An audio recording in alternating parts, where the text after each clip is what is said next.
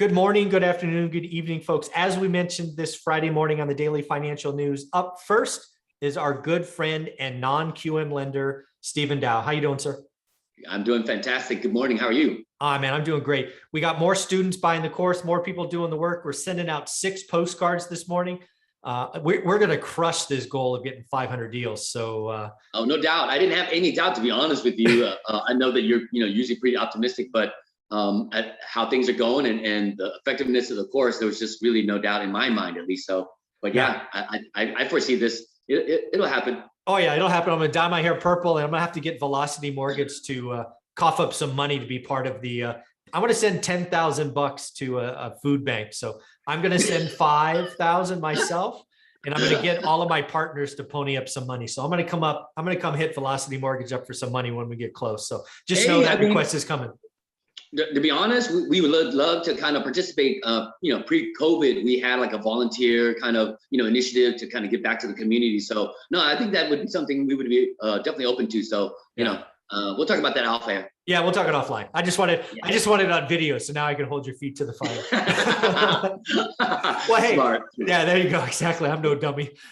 So, hey, one of the things I wanted to talk about is your fix and flip program. Right. The reason I want to do this is a lot of people watch this channel, which is awesome. It's growing. And there are loan limits, right? A lot of people are fishing in ponds or markets where the average price for a fixer is not very high. Let's call it 50 grand. Right. And that's a fixer, not a new house, a fixer. But you have a program, I think it's called Fix and Flip, that if the numbers work out, you could be a part of that transaction. So but before we dive into that, I almost forgot marketing was going to get mad at me. Why don't we do the marketing 101 thing or whatnot? Sure. I was going to actually just cut into that just before I answered. So no, I got you covered, brother. Again, although I work for Velocity Mortgage Capital, all the ideas and topics discussed on this channel are that of my own. As far as the program, it's called actually ARV Pro. Okay. Yes. So ARV stands for After Rehab Value. But in essence, on a $50,000 purchase in this particular example, we would cover 80% of that, so 40,000. You put 10,000 down. But if you have at least 35,000 or more in rehab, then the combined 40,000 for the acquisition plus the 35,000 for the rehab equals to the minimum loan requirement of 75,000. We're good to go. So you're now able to kind of, again, like you said, fish in those smaller, ponds, so to speak. But the upside is pretty good, because I'm doing a couple now where they're getting $800, $900 a door for a $50,000. You know what I mean? I'm like, wow. Yeah. Okay. Well, I don't want to say where, because I don't want to have people fishing in their pond now. So it's all right. It's a pretty small market. People will find them. But I just want to reiterate what I think I heard you say with my experience. Right. So first off, if you're doing a fix and flip, and I'm going to assume it's a BRRRR, right? Buy, repair, rent, refi, repeat, right? You're not you're not flipping, right? Because if you're watching my channel, you're a buy and hold person for the most part. Right.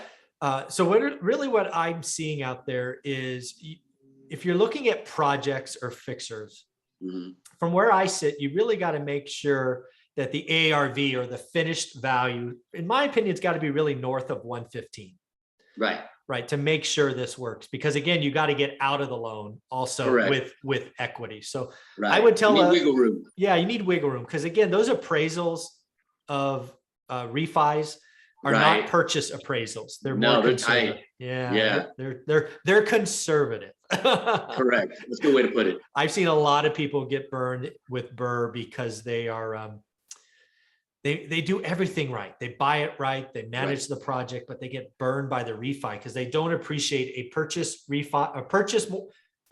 appraisal is different than a refi appraisal. And I keep telling them, and we got it here on record twice already. I'll probably do it a third time. You got to be careful. So look for the ARV being 115.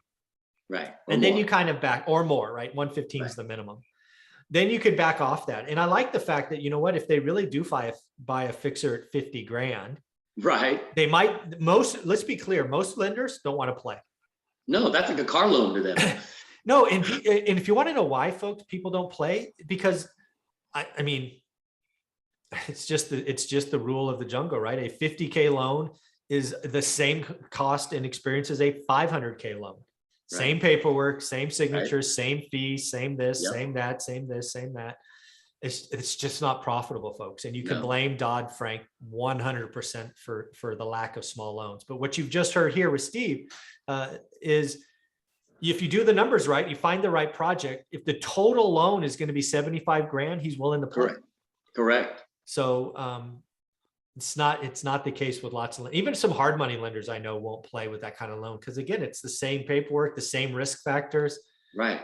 It's just the hard money guys typically only have a limited amount of money to be able to lend out. I mean, we're in the, yeah, you're a public company. Correct. Right. So yeah, you got to keep that wheel going. We got deeper pockets, just a little. Yeah, a little bit.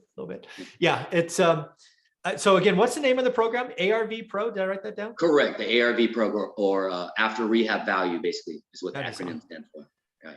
And again, so let's say you buy a project somewhere, you get into it, 40K loan, 35K or different. You got an ARV of 115. Let's say you nail it. What are you going to flip into after? Do they have to get out of the ARV Pro into something else once it's done? That's typically the strategy, is where to acquire the property, you use that instrument or that program, and then ideally you would want to refinance out into a conventional loan. So the BRRRR would happen with my ARV Pro, and then if you could still qualify and or still within no restrictions or limitations for a conventional, that's the way to go. So until you hit that limit, then you would come to me for the takeout as well, because I also offer the flex term, the 30-year fixed, 10-year IO. So that's where I kind of fill in that gap, but that's the strategy. I love the fact that you put that out there, right? This just tells you the quality person you are. Because again, most people watching this aren't going to be impacted by the 10 loan limit. So again, you find a project, you do the team, you do the work, you get out, then you go get 30-year cheap money from Matt, the mortgage guy, for example, if you're in California.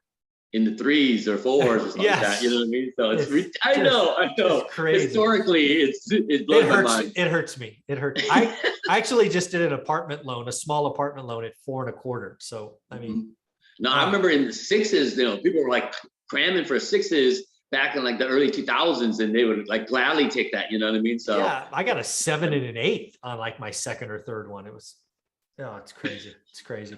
So again, folks, if you want to be doing fix and flips or BRRRRs, and you're fishing in waters where the purchase price is going to be less, I think you need to reach out to Stephen. And what I would do is reach out to him early and tell him what you're finding, right? Because again, back to my old sales career, I hate maybe. I want yes. Then I want no. Right. And I freaking hate maybe. So do yourself a favor. Don't get maybes. Reach out, call them, email them.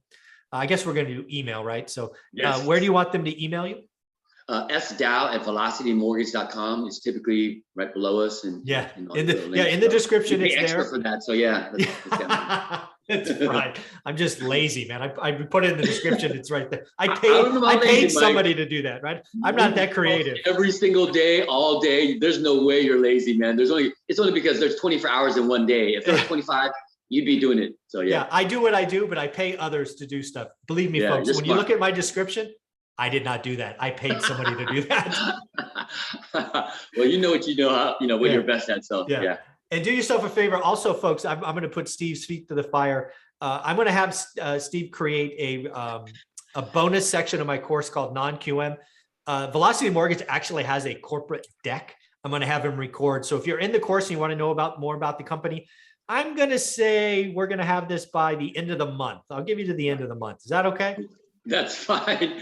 I'm working on a couple of stuff. I'll be traveling for work as well, with some mortgage related conventions. But he's also being shy, folks. Do me a favor. If you're still watching this, wish him happy birthday. His birthday is this weekend. Let's see how many One Rental at a Time fans will wish Steve happy birthday.